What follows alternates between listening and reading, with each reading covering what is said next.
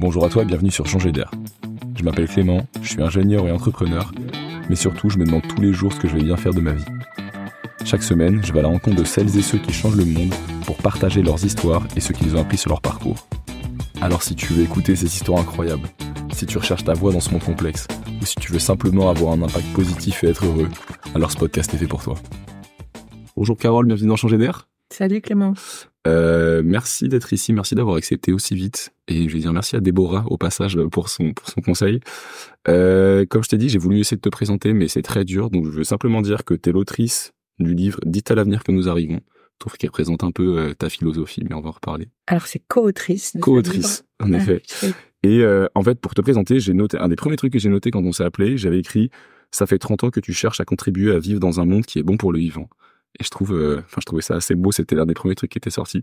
Et du coup, ma première question, c'est quelle enfance et quel parcours te mène à cette idée, à cet objectif?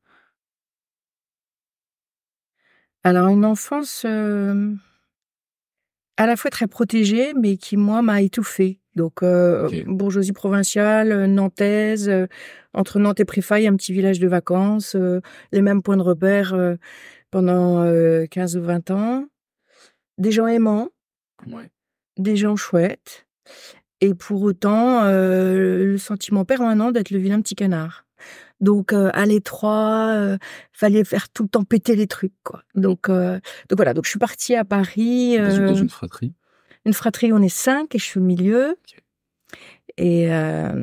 Et donc, je suis partie à Paris vraiment avec besoin d'air, quoi. Besoin d'air. Pour Quoi. Donc, je suis partie en 3e année d'archi. Okay.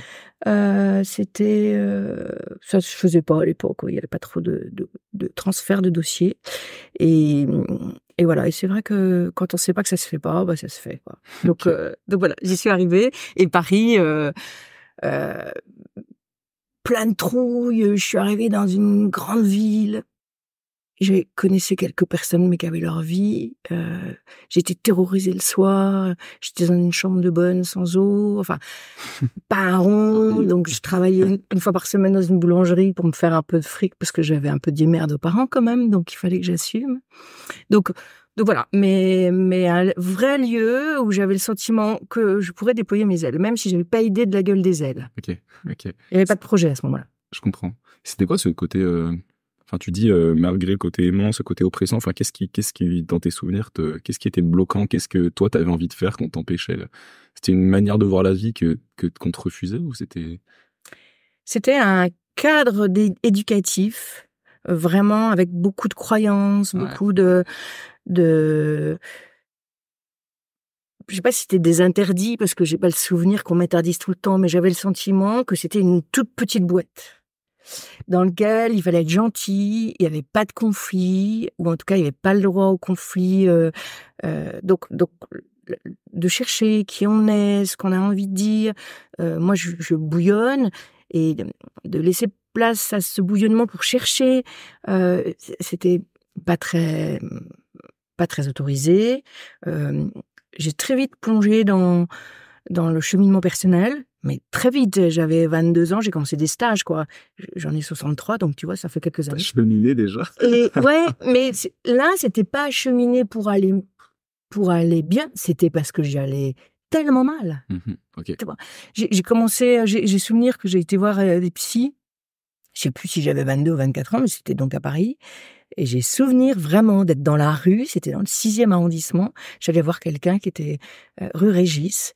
Et je marchais, et en sortant, et je me disais, les gens, ils savent pas, je suis folle. Donc, t'as des cheveux un peu en pétard, mais... Je les avais pas en pétard en plus à ce moment-là. Mais tu vois, il y avait un côté... je peux encore me planquer, quoi. Ma folie n'est pas encore...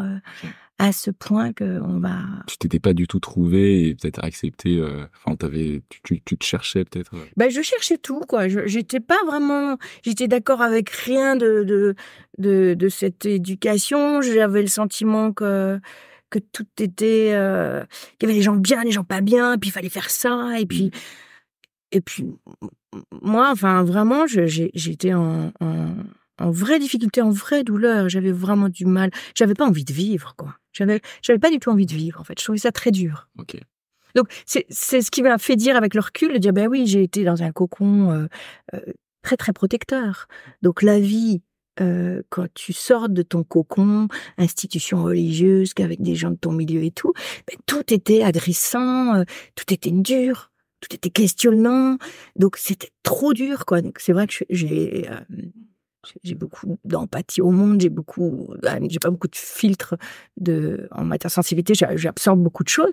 C'était trop dur, quoi. Ok. Et qu'est-ce qui t'a permis de retrouver un chemin autant Le chemin sur moi, hein. Ça, c'est vraiment le cheminement personnel, c'est vraiment, j'aime pas la notion de développement personnel, je sais pas si je me suis développée. mais là, de chercher, de faire des stages, de rencontrer d'autres gens comme moi, d'aller voir des psys, d'être écouté. Les gens dans mon entourage familial, il y a pas beaucoup de gens encore qui ont cet appétit. Et moi, je dis vraiment, si on veut être pleinement écouté, il y a pas beaucoup de gens dans notre entourage familial ou amical ou professionnel qui savent juste accueillir, sans juger, sans vouloir donner de conseils, sans vouloir. Moi, j'avais besoin de me déposer. En fait, j'avais besoin de mettre tout ça. Le puzzle, il était vraiment inenvisageable tellement mes pièces, elles étaient en bordel, quoi. C'est marrant. Ok. Et donc, t'as fait à Paris, t'as fait ce cheminement. C'est quoi la grosse différence, tu dirais, entre... Enfin, c'est que tu t'es rencontré toi-même, t'as parlé... Ce que tu dis, en fait, c'est un chemin, mais qu'est-ce qui est fondamentalement différent entre la Carole qui allait chez le psy en se disant elle est folle et celle que peut-être quelques années après ou aujourd'hui qui sourit et qui a de la gratitude envers la vie? Alors d'abord, ça a été très long. Ok. Ça a été très long. Il n'y a pas eu le Eureka. J'aurais aimé. Ça serait plus facile. Mais il y a eu un moteur viscéral interne qui m'a vraiment mis indéfiniment en appétit d'exploration. Okay. Donc j'ai beaucoup exploré des méthodes pour moi progresser, moins me perdre, et puis professionnellement. Donc je n'ose même pas dire combien j'ai d'employeurs, mais parce que j'ai fait beaucoup d'intérim, ouais. Donc par principe c'est l'idée. Et puis après j'ai fait beaucoup de missions, et puis un jour, mais tard, j'ai accepté des CDI. Il m'est arrivé souvent de transformer les CDI en CDD, d'ailleurs, en disant « Ah non, finalement, je vais pas rester, tiens, on n'a qu'à faire un CDD. » Donc, mais très souvent, j'ai fini par signer des CDD, mais très tard, des CDI, mais très tard. Et c'est vrai qu'il y avait une espèce de soif de cheminer, de soif de rencontrer, de soif de comprendre, de me réaliser, qui progressivement, je pense, a calmé... Est-ce que c'était des angoisses? Est-ce que c'était...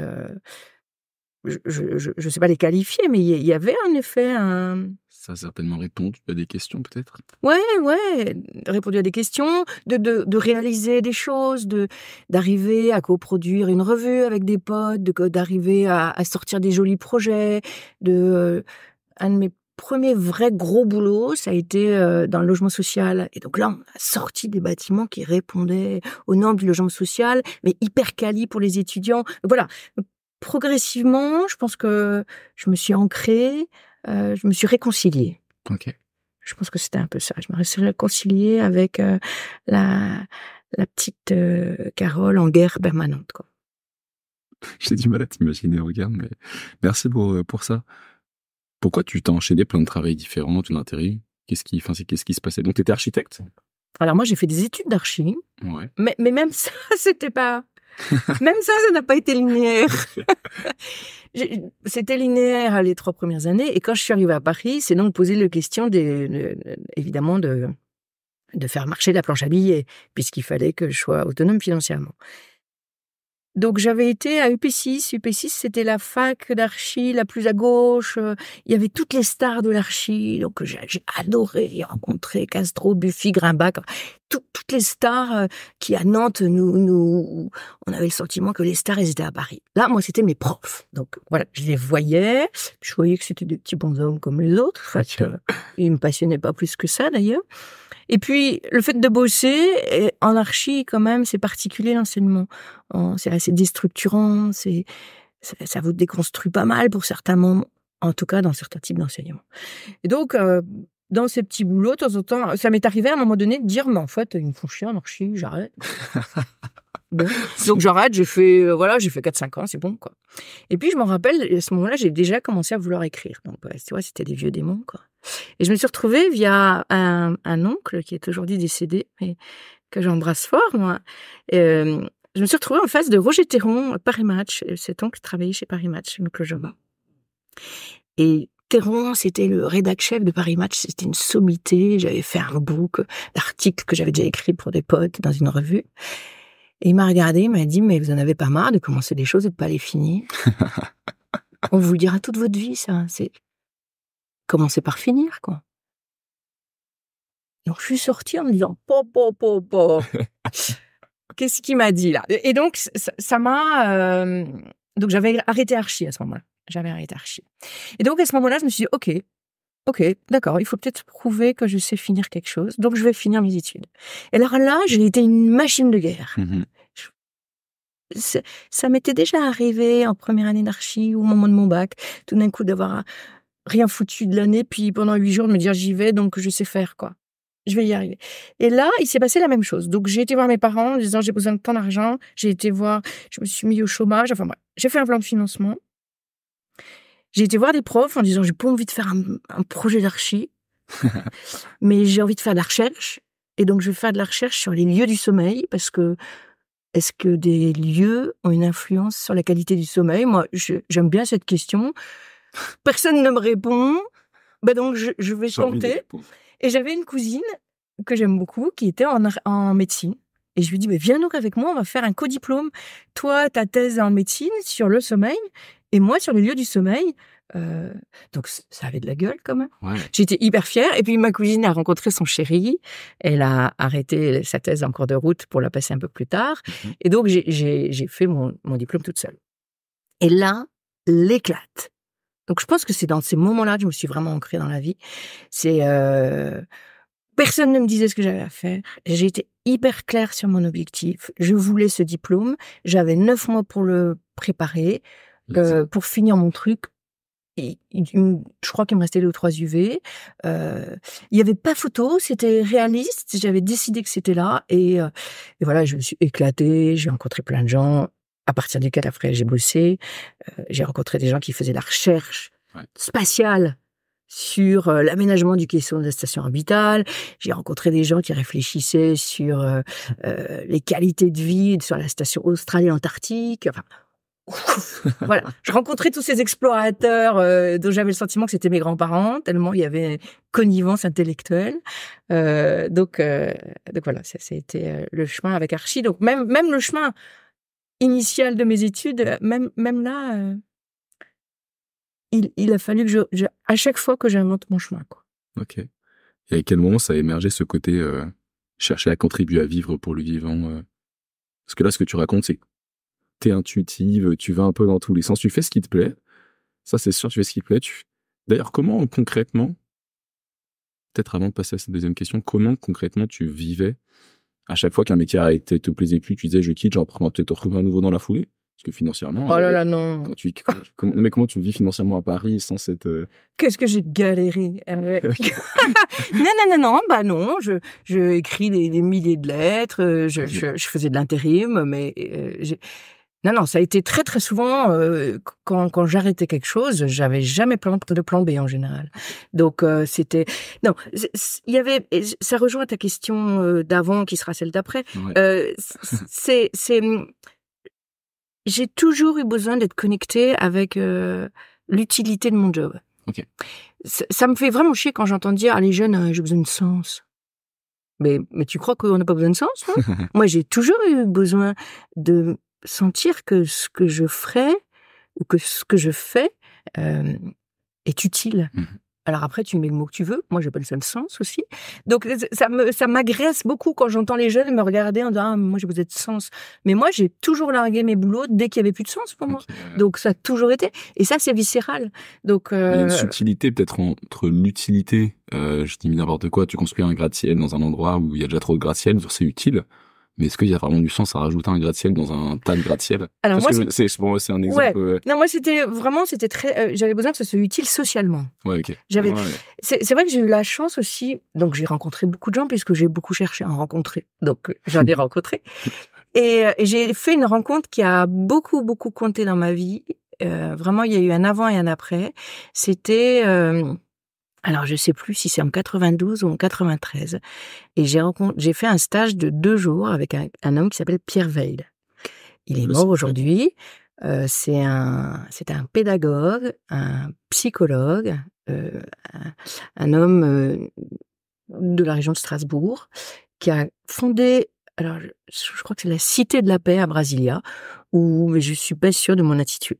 Donc tu vois la carrure du mec, vraiment engagé dans la paix. Et moi je sais pas pourquoi, mais toute ma jeunesse et les très nombreuses années du début de ma vie, quand je me demandais à quoi je voulais contribuer, c'était à la paix dans le monde. C'était très important pour moi, la paix dans le monde. Ce qui aujourd'hui, je le formulerai plus comme ça. Tellement j'en vois la naïveté. Un peu naïf, ouais. Mais voilà. Et donc j'ai rencontré cet homme qui avait créé la Cité de la Paix. Et le type, il était un profil d'aigle, un regard bleu turquoise, des cheveux blancs dans la nuque, un pull noir, avec vraiment l'image qu'on a de l'aigle, de l'homme qu'on a envie d'écouter, quoi. Et donc 2 jours de stage avec lui. Et là, c'est pour la première fois de ma vie, j'ai entendu quelque chose, une expression que j'utilise toujours beaucoup. J'ai entendu j'ai entendu cet homme raconter que pour lui, les 3 écologies étaient liées, et ces 3 écologies, c'était l'écologie personnelle, sociale et planétaire. Et ça a donné tout de suite un sens à ma quête. Moi, j'étais très obsédée sur comment grandir, comment me réaliser, comment mettre à jour mes talents et ma raison d'être sur Terre. Ça, c'était important. Mais socialement, je captais que ça ne faisait pas sens si les autres bouffaient pas à côté de moi, et que ça ne faisait pas sens. Et c'est dans ces années-là, c'est en fin 92, que j'ai aussi rencontré mes premiers émois environnementaux.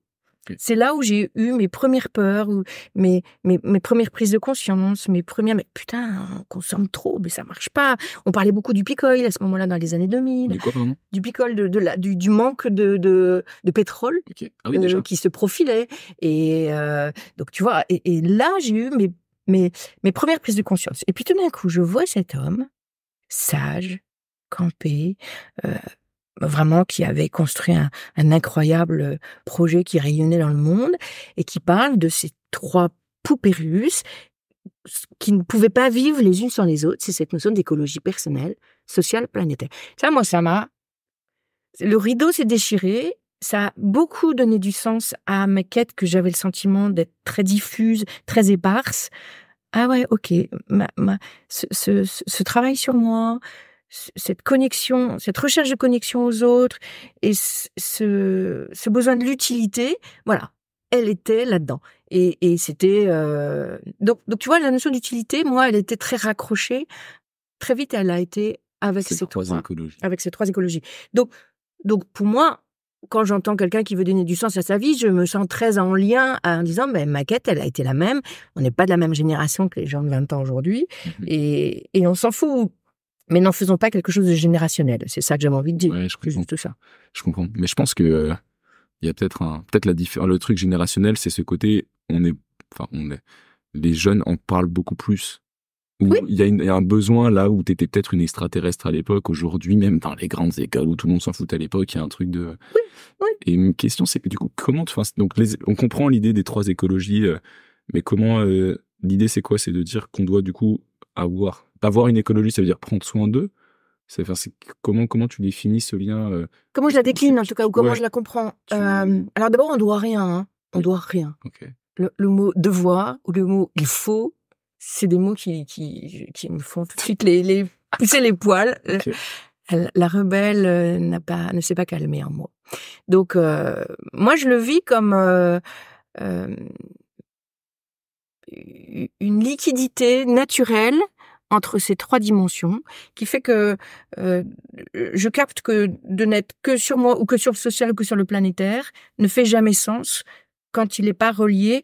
Est-ce que je suis là pleinement moi? Est-ce que j'y suis bien en rayonnement favorable et positif? Est-ce que je suis en lien avec les autres? Est-ce que ça fait sens pour notre planète qui accueille de plus en plus de monde et qui, elle, ne croît pas au fur et à mesure de l'accroissement de ses populations, de la population humaine, parce que il y en a d'autres qui sont en train de décroître. Ouais. Mais donc, tu vois, c'est plutôt un va-et-vient permanent dans ma tête, cette espèce d'échelle d'évaluation dans mes projets aussi. Est-ce qu'on prend en compte tout? Okay. Toutes les dimensions. Est-ce que je m'y respecte? Est-ce que je vais y être en justesse pour moi? Parce que si je suis pas juste avec moi, je serai en dissonance avec les autres. Donc ça, c'est déjà le premier maillon. Mais c'est pas moi pour moi, c'est que je n'y serai pas juste. Regarde toutes ces quêtes égotiques pour l'environnement. On voit des gens dont on capte que c'est plus la lumière sur eux qu'ils veulent avoir que la cause. Donc voilà, là on sent vraiment quand il y a une des 3 dimensions qui est pas allumée. Tu vois ce que je veux dire? C'est très intéressant. Donc c'est vraiment quasiment ton cahier des charges de vie, voilà. Ton projet de est-ce que je prends bien soin de moi, est-ce que je prends bien soin de est-ce que l'impact social, est-ce que je prends soin en même temps de la planète. Ouais. C'est une très belle vision du monde. Ben c'est surtout que ça redonne pour des gens comme moi en popcorn permanent.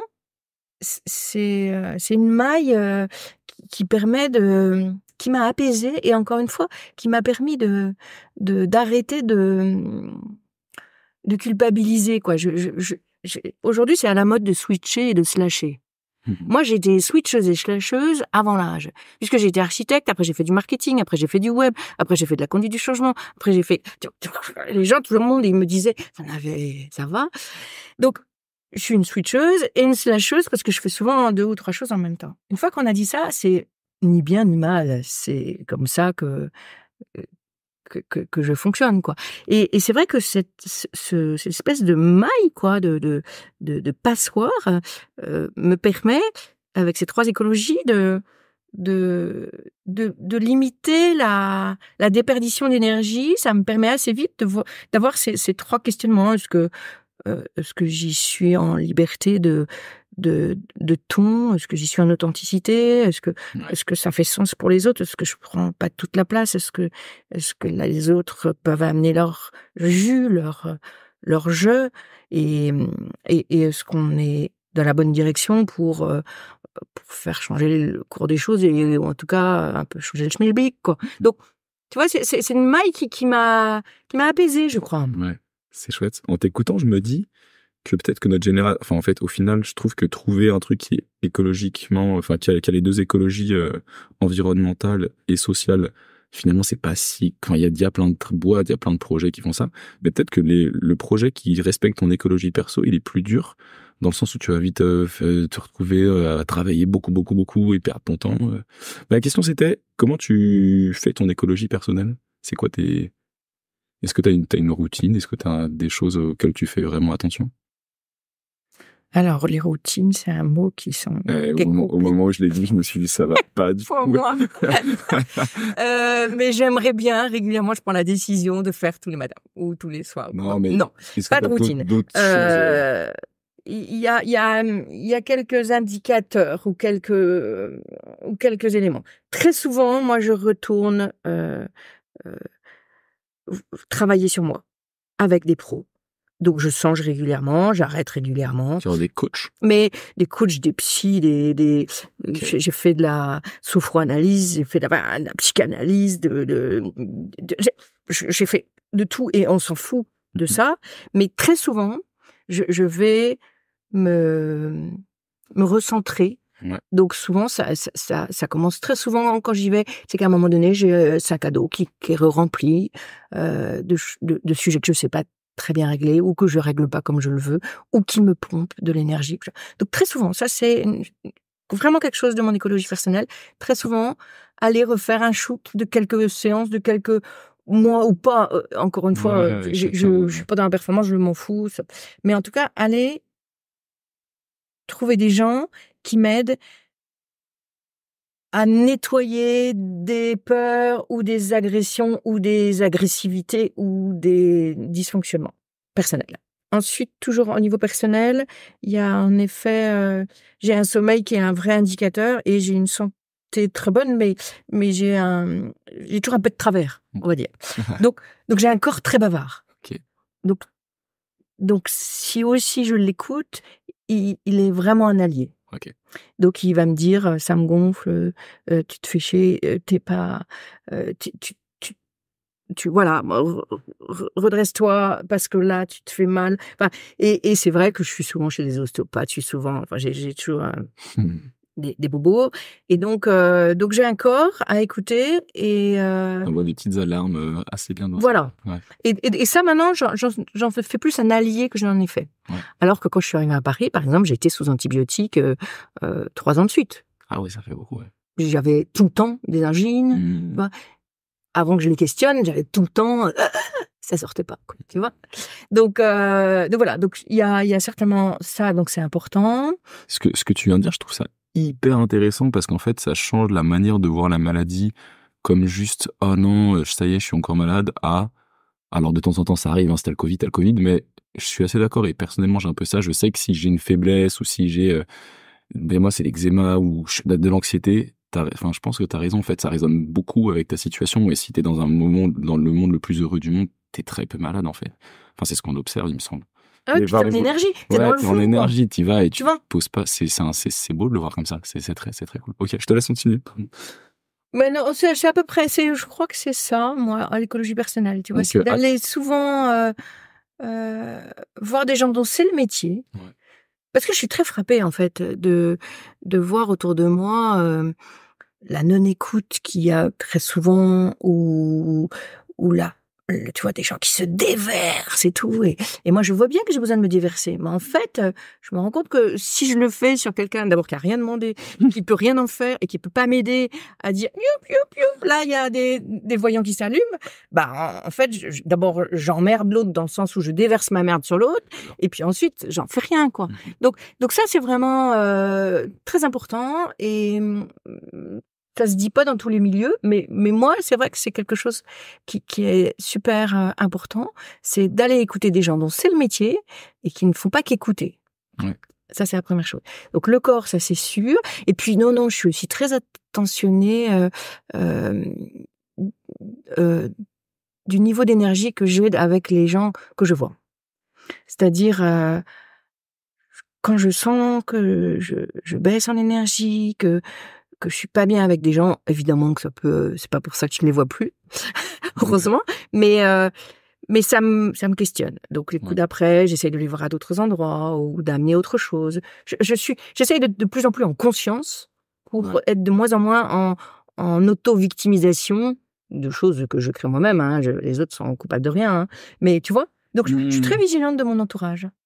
Il y a, tu sais, cette phrase que j'aime bien, qui a été dite par un coach que je sais plus citer, mais un type connu, qui a dit: on est la moyenne des 5 personnes qu'on fréquente le plus. Ouais.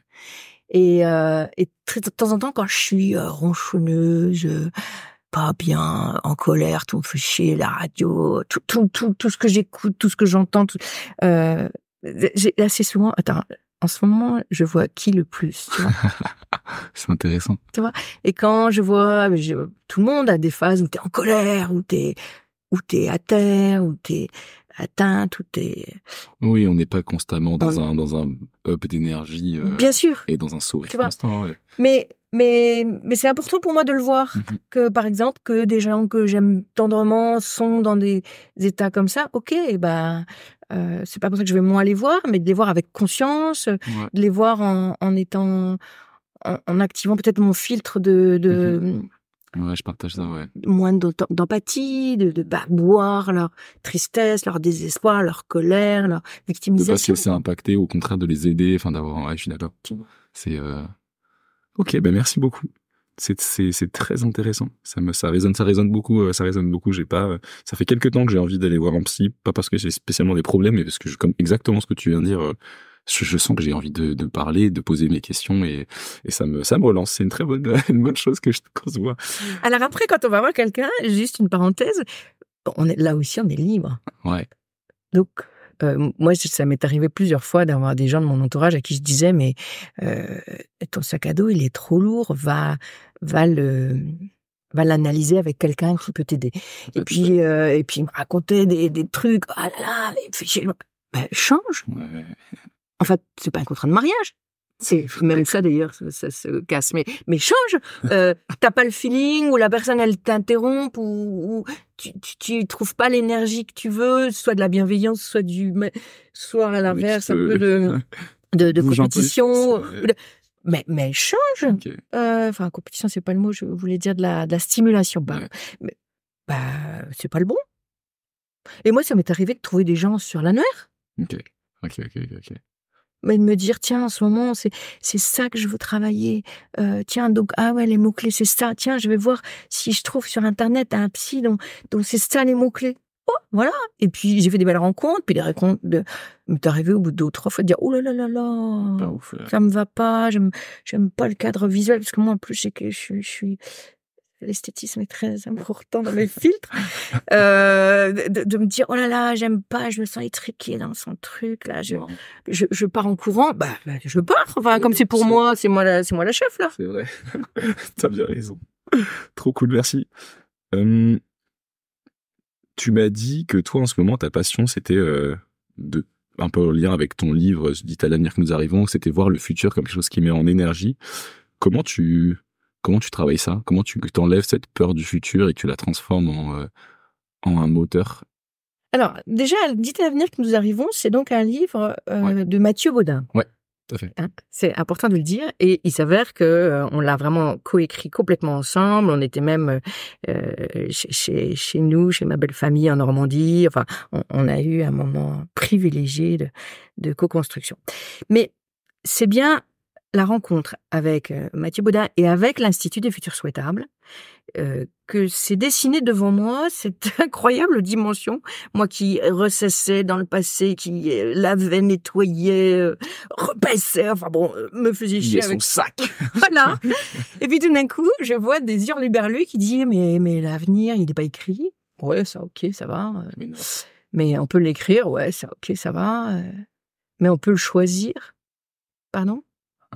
Tu vois, et puis qui ont commencé, donc bon, je les ai un peu vus, le temps, j'ai fait une lab, je me suis éclatée, c'était une lab, c'est leur formation longue de 6 mois où on rencontre... Avec l'Institut des futurs souhaitables, c'est ça? Avec l'Institut des futurs souhaitables. Et puis, comme me suis fait des amis là-bas, et puis que donc Mathieu m'a donné cette opportunité de travailler avec lui sur son livre, donc j'ai vraiment pu entendre sa pensée, son cheminement, et donc progressivement j'ai comme ça eu ces nouveaux apports qui donnaient une dimension complètement différente du futur. Et c'est vrai que moi, c'est pas un hasard si depuis 92 j'ai commencé à m'engager dans les sujets d'environnement, c'est que je l'ai fait par peur, je l'ai fait par prise de conscience et vraiment de l'éco-anxiété, quoi, en me disant mais on va se prendre le mur, Et l'éco-anxiété, elle est, ou en tout cas la peur, évidemment, que ça limite l'horizon. Hein, ça plombe ta façon d'y aller. Et tout d'un coup, j'ai capté d'abord, et puis ensuite, j'ai vécu une espèce de dimension complètement autre. Et là où ça a complètement switché, c'est que Mathieu, toujours, m'a un jour appelé en me disant « Carole, je voudrais faire un podcast pour la suite du livre, donc qui va s'appeler « Dit à l'avenir que nous arrivons », où je vais inviter tous ces penseurs que j'aime et dont la pensée est précieuse au monde. Et je voudrais qu'on finisse sur une uchronie, donc un texte écrit au présent, mais qui se situe dans le futur. Okay. Une uchronie, c'est ça, c'est un texte... Okay, une uchronie du futur, on change un paramètre, au lieu de dire « ça va se faire », on dit « c'est fait ». Et donc, on dit, c'est fait, voilà ce que ça a changé. Donc, quand on a un sociologue, un philosophe, un anthropologue, tous ces penseurs, je pense à Anne-Sophie Novelle en journalisme, je pense à Primavera de Filippi avec ses packs, quand je pense à toutes ces penseurs incroyables qui arrivent avec quelques idées en disant, si on faisait ça, ça pourrait craquer un truc. Et je me suis retrouvée à les interviewer en leur posant quelques questions, indépendamment du podcast, pour en faire une histoire que je bâtissais et ensuite qu'on co-écrivait avec Mathieu. Et là, vraiment, j'ai eu ces nutriments d'autres futurs possibles qui se sont mis à naviguer dans mes vaisseaux et dans chacune de mes cellules. Et je me suis dit, ouais, il peut vraiment y faire bon. Okay. Ça a un côté... Alors après, bien sûr, on me dit ça a un côté bisounours. On dirait que... C'est utopiste. Hein. Voilà, on dirait que... mais en fait, l'utopie... on vit où, là? On vit dans une démocratie. C'était une utopie. On vit avec l'heure de l'Europe. C'était une utopie. L'abolition de l'esclavage, c'était une utopie. Que le droit de vote des femmes... En fait, les utopies sont les points de départ de transformation sociétale impactante. Donc, ne nous empêchons pas d'être utopistes. C'est ceux qui ne le sont pas qui plombent le tout. Donc, du jour où je me suis complètement apaisée avec ça, en disant, mais en fait, on s'en fout que ce soit pas fait. Donc, c'est utopique. C'est important de proposer d'autres façons de penser. Alors, moi, je proposais rien puisque je mets en histoire un peu bisounours, c'est un peu choupinou, pour reprendre un terme pour reprendre, voilà, quelque chose qui va être une histoire avec un début, une fin. C'était ça ce que je voulais proposer, tu vois, de façon à ce que les gens, juste en écoutant cette histoire sur 4-5 minutes, ça fait ça, si demain les municipalités pouvaient frapper leur monnaie, ça ferait ça. Ouais, putain, j'avais pas vu. Tu vois, les Uchronies, du coup, c'est un podcast que je partagerai dans le texte. Alors, le podcast s'appelle Dites à l'avenir que nous arrivons. Ouais. Et les Uchronies sont ces petites histoires qui sont donc la transformation en histoire écrite au présent, dans le futur, des idées que développe l'invité dans le podcast. Et donc, c'est les 5 dernières minutes du podcast. Excellent, mais je le partagerai en lien. Donc, il y en a 22, aujourd'hui 22 épisodes. Les 2 derniers ont été tournés au Bouffe du Nord en public avec Alain Damasio, ouais, et puis Patrick Boucheron le dernier, donc un historien très passionnant. Mais donc, c'est la fin. Et maintenant, je crois qu'à l'IFS, il propose qu'on puisse les écouter sans écouter tout le podcast. Mais ce serait dommage de ne pas écouter tout le podcast parce que c'est des gens dont la parole, moi, très souvent, me fait vraiment du bien. Enfin, les propos, l'énergie, l'entre-gens est bonne à entendre. Mais voilà. Merci. Donc, en fait, ce qui a changé, c'est que... Enfin, ce qui a changé. T'as ouvert une porte qui était la porte vers un avenir, entre guillemets, radieux, positif, et que t'as laissé t'intégrer. Et j'imagine que t'enlèves pas 100% la réalité qui est que, il va y avoir des guerres, il va y avoir de réchauffement climatique qui va faire tu n'enlèves pas, mais juste, t'occupes pas ton espace mental avec ça et tu essaies de regarder toutes les autres positivités qui peuvent arriver, quoi. Ouais. En fait, c'est pas un avenir radieux. Hein. Là encore, on n'est pas vers un avenir radieux. On est avec, dans chaque uchronie, avec une idée, un truc qu'on a craqué.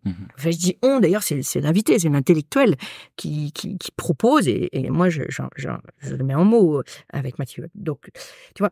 Donc, ça n'empêche pas tout le reste du monde. Mais en tout cas, là où moi, je l'ai vécu, c'est que de vivre ça, de vivre cette énergie d'autres possibles, ça permettait de regarder le présent, la réalité, la dramatique réalité environnementale, avec moins d'impuissance et moins l'envie d'aller me coucher. Okay.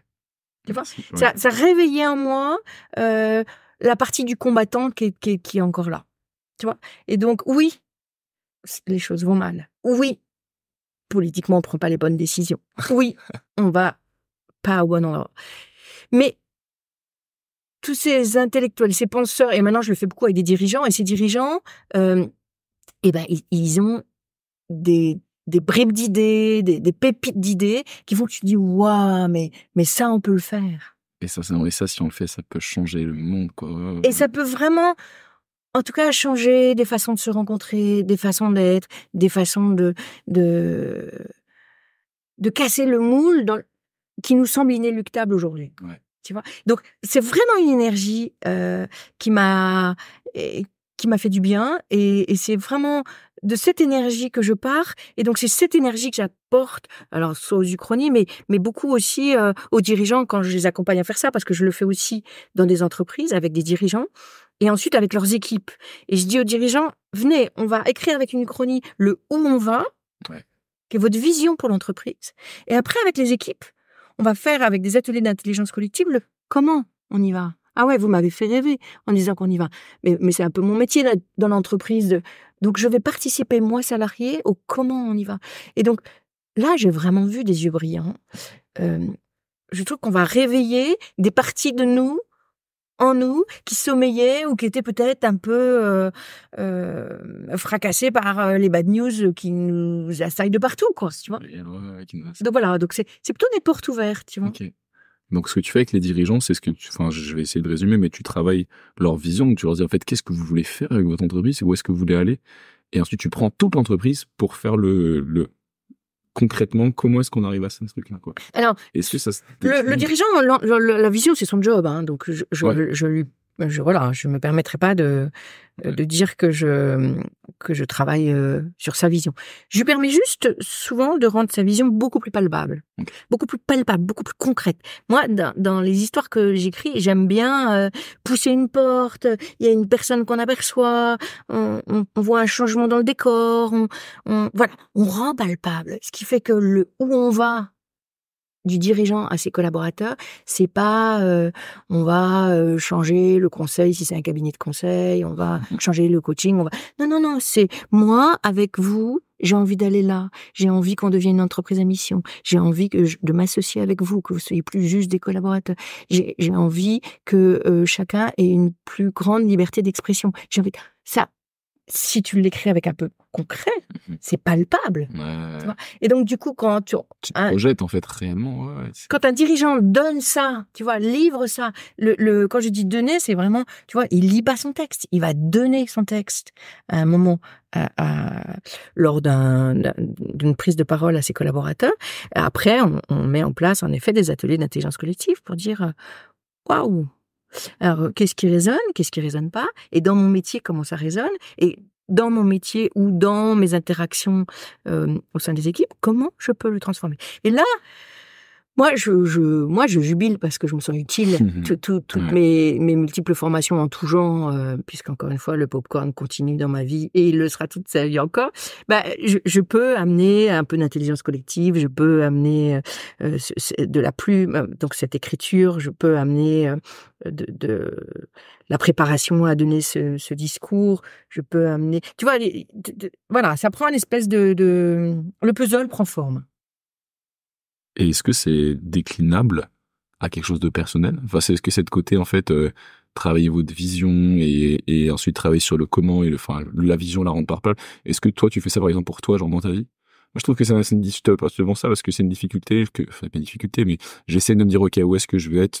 Qu'est-ce que je veux de ma vie dans 5 ans, dans 10 ans, dans 1 an? J'essaie d'avoir ce truc, mais ça peut vite devenir des objectifs, tu vois. Et le comment, tu vois, typiquement, ce podcast, c'était un comment, en fait, je veux être dans quelques années, je sais pas, je veux avoir appris, je veux avoir grandi, je veux avoir exploré un peu ce que tu dis. Mais, question, est-ce que tu peux l'appliquer ça dans ta vie? Oui. Ça, je suis très persuadée de ça. Moi, je le fais, en effet. Tu fais quoi concrètement, du coup? Je m'écris régulièrement des projections à 5 ans, à 10 ans. Je le fais très loin, et j'explique souvent ça aux dirigeants quand on prend un jalon. Je le fais très loin parce que le très loin, ça évite de se dire « Oh non, mais ça, Carole, dans 6 mois, c'est pas réaliste. » Tu vois, c'est tout de suite dans le comment quand tu te mets une échelle à 6 mois, à 1 an, à 2 ans. Donc je m'affranchis du comment. Je veux vivre quoi? Tu vois, le comment, je le verrai après. Mais d'abord, mon énergie me porte à avoir envie de vivre sous quelle forme, à quel endroit, à relier à qui, donner à qui, fabriquer quoi, générer quoi. Tu vois, c'est des questions très philosophiques, et après, quand je retrouve cette énergie de dire ah ouais, et tu vois, je le fais sous une autre forme, puisque ça m'arrive, là, je viens de le faire avec d'autres dirigeantes qui sont solo-entrepreneurs. Ouais. Donc, on voit bien que là aussi, elles vont pas lire leur uchronie à une assemblée. C'est pour elles. Tu vois. Il y en a une qui est coach, et il y en a une qui accompagne des très hauts potentiels. Et Donc, du coup, c'est un exercice où je leur ai proposé, justement, en effet, d'aller loin devant pour se reconnecter à j'ai vraiment envie de construire quoi? Ce fleuve que je nourris, ou ce chemin plutôt, que je pave tranquillement avec les cailloux que j'aime, ou ceux que je transmute, parce que parfois c'est ceux qui m'ont fait chier mais qui m'apprennent plein de choses. Mais en fait, tout ça pourquoi? Et donc, tout d'un coup, de se projeter beaucoup plus loin qu'aux objectifs de fin d'année ou qu'aux objectifs à 2 ou 3 ans, ça leur permet d'oser viser plus grand, de se redonner de l'oxygène, et puis tu sais, je prends souvent aussi la métaphore de quand tu fais du vélo, quand tu cours, quand tu regardes pas tes pieds, quoi. Tu regardes loin devant si tu as envie de tenir l'objectif, tu vois. Ouais. Donc là, on regarde loin devant pour tenir l'objectif. Mais bien sûr qu'on continue à marcher, à courir ou à nager, quoi. Ouais. Donc en fait, ce que je trouve c'est intéressant de se dire je me projette assez loin parce que je l'ai en fait, ce que tu viens de décrire, ce côté je me mets un objectif dans 6 mois et waouh. Et en plus, il y a un côté se poser les bonnes questions parce que les questions que tu as posées, elles sont archi pertinentes, mais tu peux vite te dire en fait je vais habiter dans un appart ou une maison. Enfin, ça peut être une bonne question, mais je pense que c'est En fait, mais c'est pas d'ailleurs. J'allais dire, je propose de remettre de l'amplitude. Encore une fois, je m'inscris dans cette mouvance très connotée de l'Institut du futur souhaitable, quoi, qui m'a vraiment ouvert des portes, quoi. Ouais. Donc c'est ces portes-là que je véhicule différemment à ma façon. C'est en effet de se reprojeter pour se dire qu'est-ce qui est important pour mon flow, quoi. Donc là, on retrouve cette notion d'écologie personnelle, sociale et planétaire. Alors, tu as des gens qui ne peuvent être concernés que par leur écologie personnelle.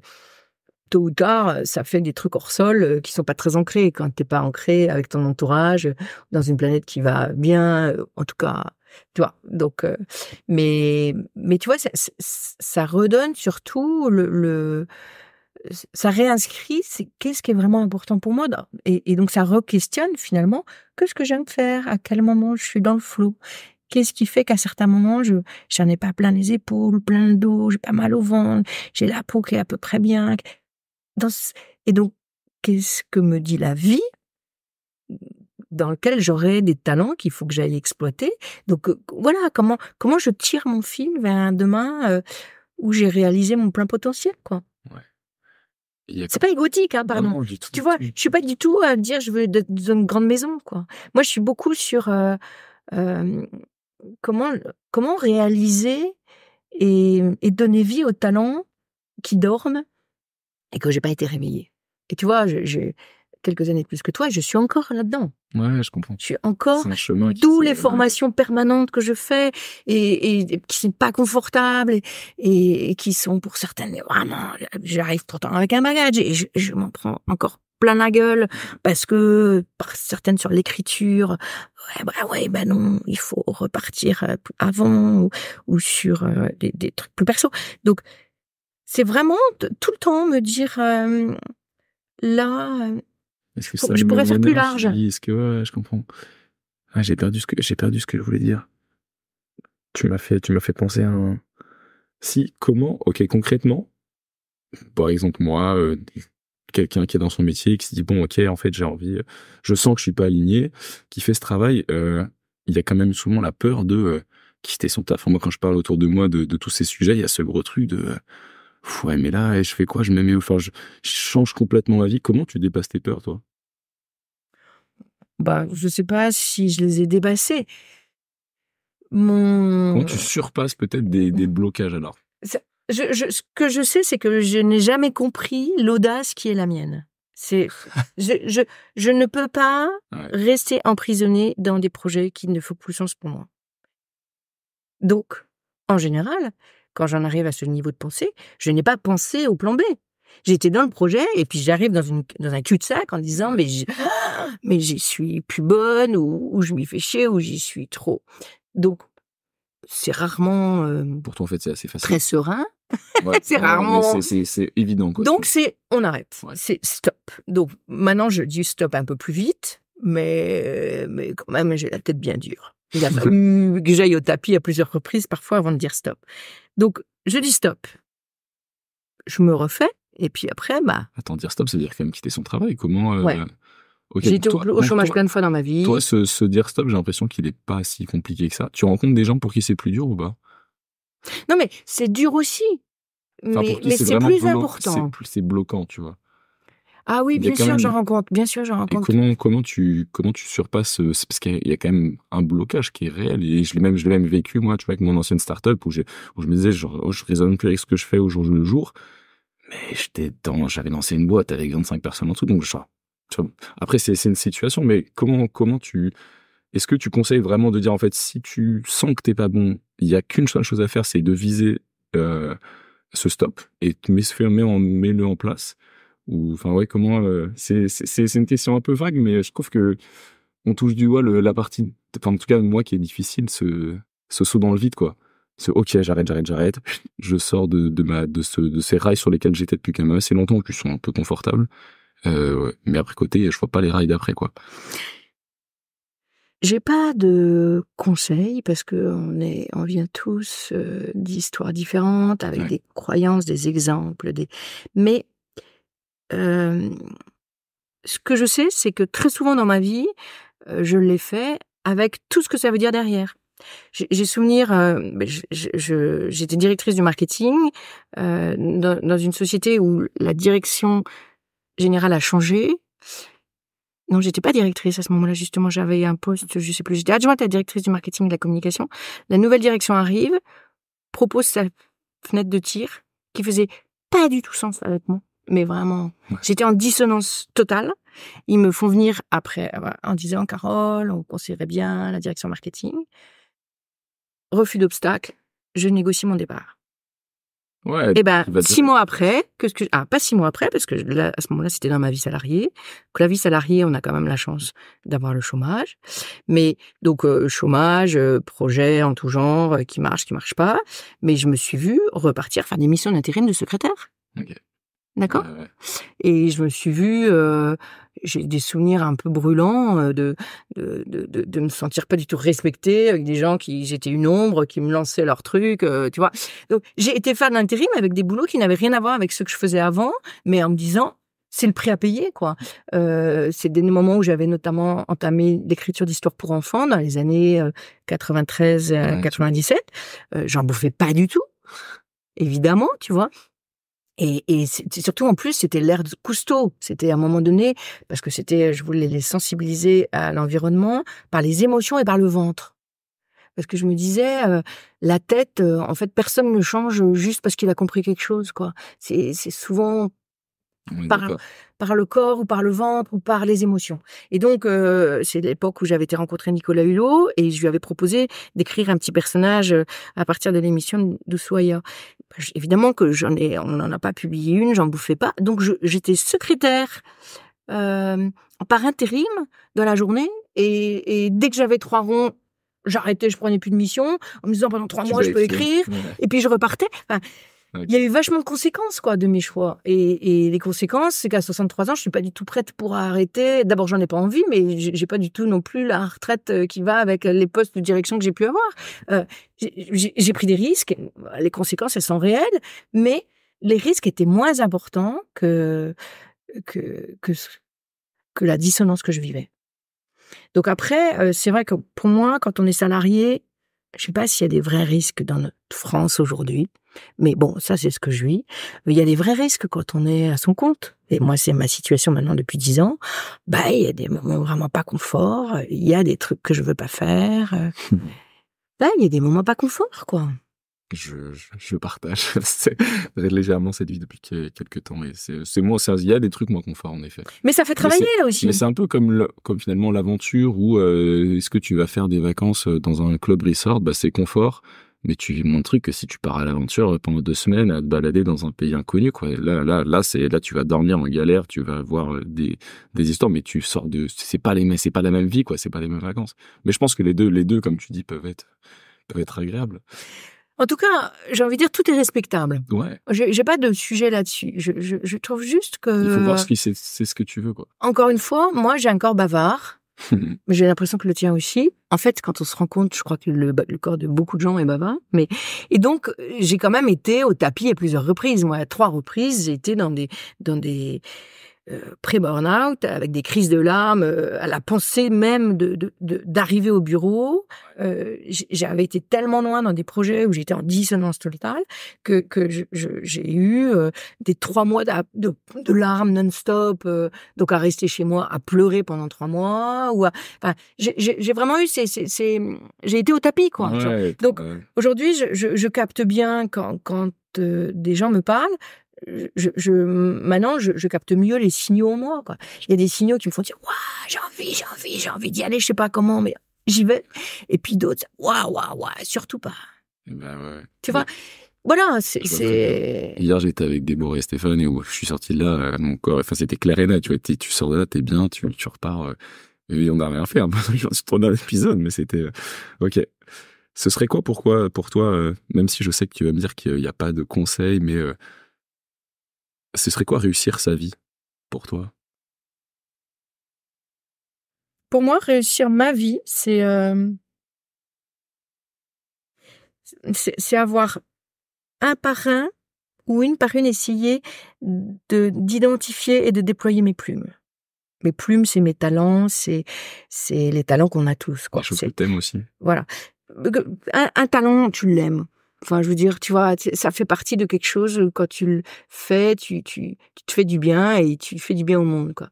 Tu vois? Donc, pour moi, je crois que j'aurais le sentiment d'avoir réussi ma vie si j'ai le sentiment d'avoir fait des choses qui exploitent pleinement mon potentiel et qui soient donc, du coup, en vibration positive pour le monde.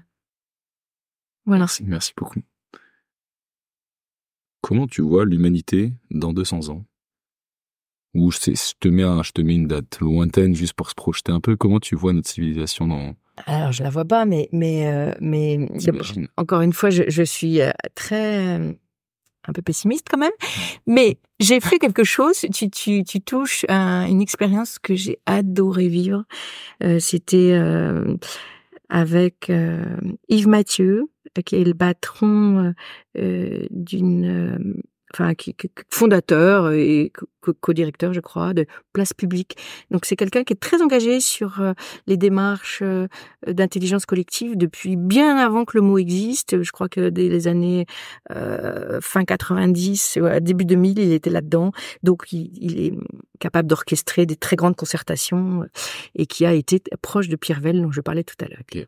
Et Yves Mathieu, un jour, a proposé, on était un petit groupe au nord de Paris, une visualisation pour aller rencontrer nos descendants à la 7e génération de vent. Oh, wow. Donc, tu vois, on est à 200 ans, quoi. Ah, ouais, wow. Et je l'ai fait, mais vraiment comme je fais tout en disant « Waouh, je sais pas comment je vais y aller. » Mais c'est bon comme travail. Ouais.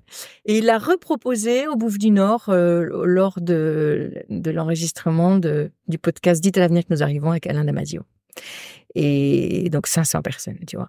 Donc là, c'est très émouvant d'aller se fermer les yeux, d'aller rencontrer ces descendants, la 7e génération. Super émouvant. Yves le fait avec maestria et d'autant plus émouvant que moi j'ai pas d'enfants. J'ai des beaux enfants, j'ai des beaux petits enfants. Dont je suis extrêmement fan et qui sont importants pour moi. Mais tu vois, je n'ai pas eu d'enfants. Donc je me suis dit, comment je vais aller à la 7e génération devant moi? Je vais aller voir qui? Alors c'était facile de me projeter dans mes beaux petits enfants, mais quand même, il y avait un côté, je vais aller voir qui, quoi. Et puis surtout, aussi une appréhension en disant, j'ai pas l'imagination. Bon. Donc, je te passe les détails, mais je l'ai fait. Et j'en suis revenue avec une image hyper forte qui m'a beaucoup, beaucoup apaisée, qui a beaucoup apaisé l'éco-anxiété qui était la mienne, puisque j'y ai vu des êtres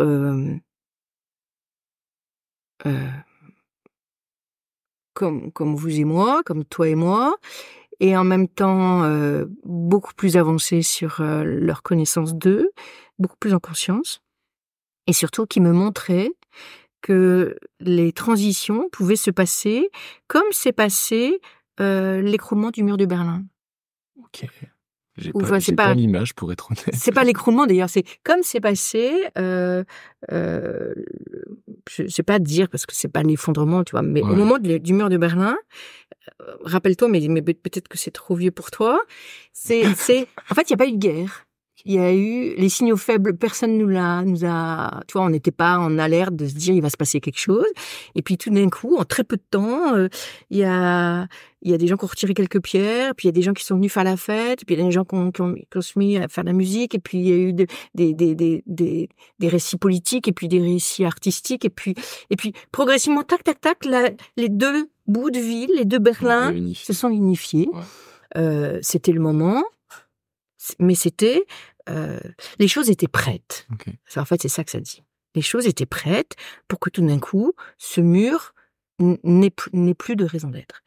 Et ce que j'ai vu à cette génération me disait, continuez à faire tout ce que vous faites, même si ça fait travail de fourmi, parce que ça permettra, tel les éboulements, tel ce qui s'est passé pour le mur de Berlin, que ce mur, à un moment donné, ne soit plus, et que les choses soient différentes à ce moment-là, mais parfaitement préparées par tous vos micro-actes, vos micro-actions, vos micro-prises de position, je sais pas quoi.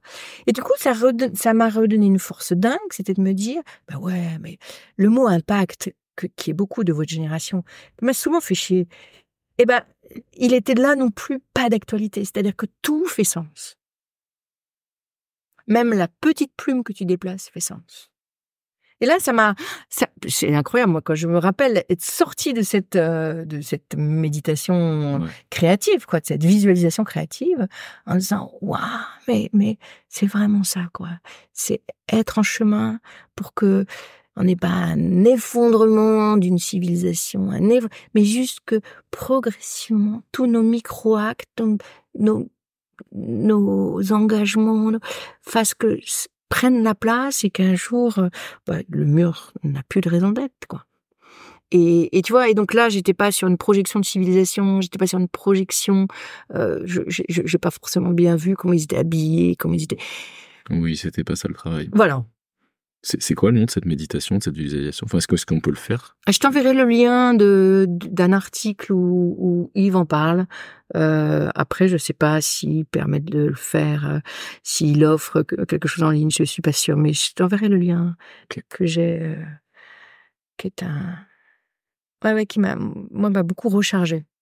Il me fait penser, à sur YouTube, il y a une vidéo qui est très facile à trouver d'une personne qui fait sur elle un espèce de pendule.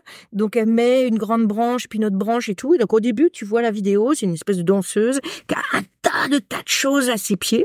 Et puis progressivement, on fait un pendule vivant sur elle. Tu vois?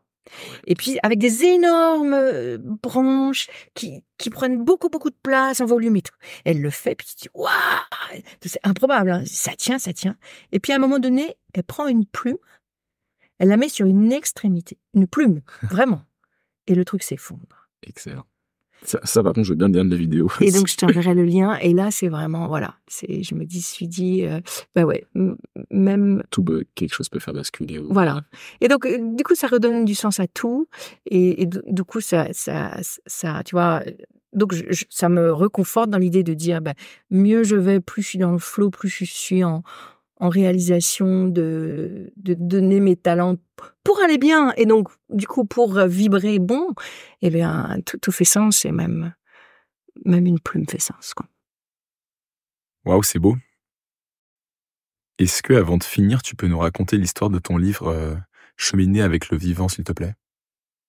Pendant le confinement, je me suis retrouvée confinée en Normandie, et donc j'avais sous les yeux cet agriculteur, Didier Delaporte, qui est engagé dans une démarche de biodynamie depuis 50 ans. Donc on va pas l'accuser d'être à la mode, tu vois. Donc à tel point, c'est que son père disait de lui que c'était un sorcier ou qu'il faisait de la sorcellerie, tu vois. Donc il n'était pas lui non plus très dans la tendance familiale, en tout cas. Et de cohabiter avec lui, de le voir, quand il parlait de ses vaches, quand il racontait qu'il avait fait un pacte avec les renards, dans sa façon de regarder ses poules, dans sa façon de de parler d'herbes spontanées ou d'herbes plutôt que de mauvaises herbes, tout même dans son vocabulaire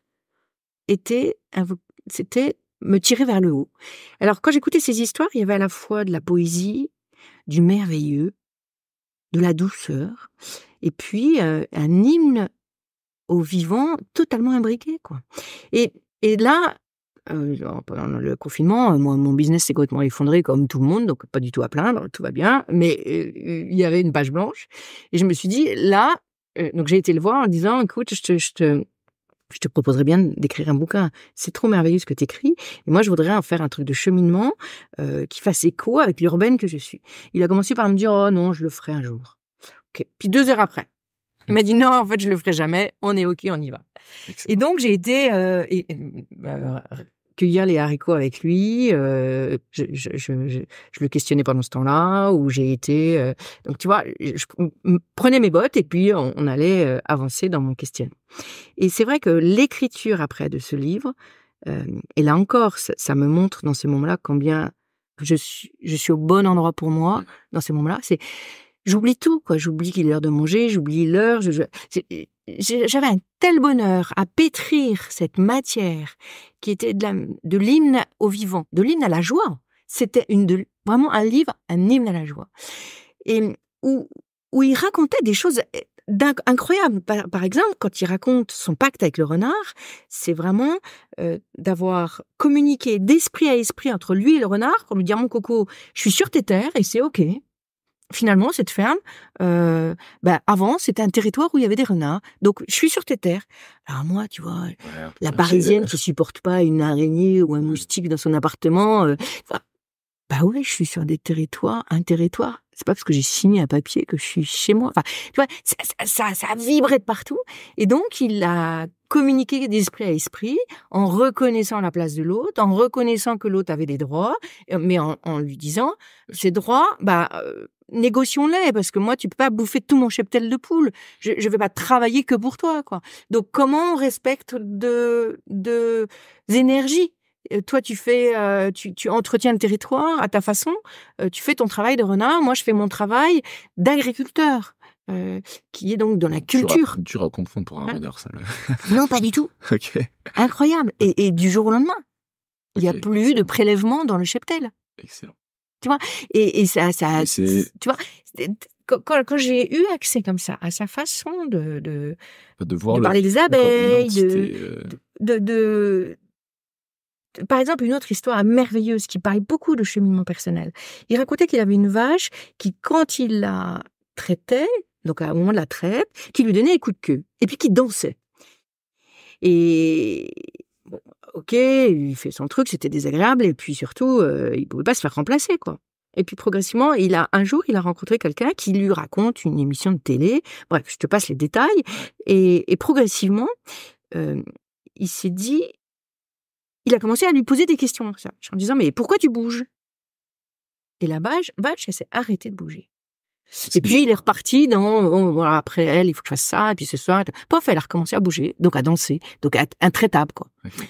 Et puis le lendemain, il se dit, tiens, c'est marrant, elle a arrêté. Donc, tu vois, quelques jours de suite, il s'est connecté à elle. Pourquoi tu bouges? Et puis là, d'être vraiment sur elle. Et puis elle s'arrêtait à nouveau. Et donc, il s'est rendu compte que quand il était pleinement avec ses vaches, elles étaient en gratitude d'être traites, parce qu'en fait, quand trop de lait, c'est trop lourd. Donc, tu vois, il y avait un vrai donnant-donnant.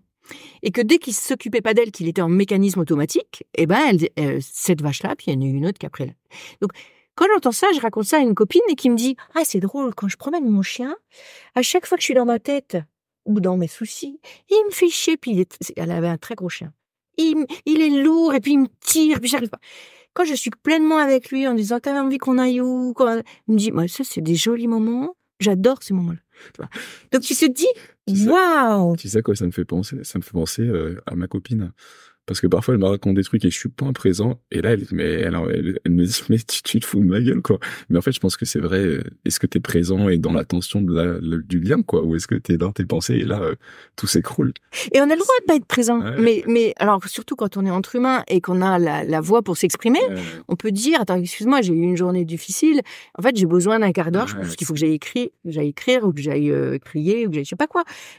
Mais en tout cas, la conscience, et donc, il raconte, tu vois, le vivant, les leçons du vivant, quoi. C'est exceptionnel. Et là, c'était vraiment... Et donc, moi, ce cheminer avec le vivant, c'est un livre dont je suis super fière et je reçois encore régulièrement des gens qui m'envoient des mots en disant « Waouh, là, j'ai reçu un message de pleine vie et en même temps d'extrême douceur et en même temps de plein de joie, quoi. » Donc, c'est un livre dont je suis très, très fière, en fait. Parce que je n'ai que transmis. Quelqu'un qui doit rencontrer un peu les sagesses et Voilà. dont la manière d'être est très rare.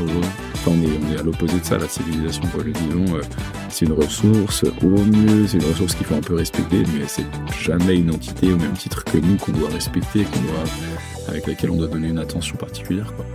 Et du coup, en effet, c'est ma plume devenue utile, tu vois. Je permettais à cet homme, bien sûr, mais surtout à sa façon de vivre, à son immense respect, mais surtout son écologie, quoi.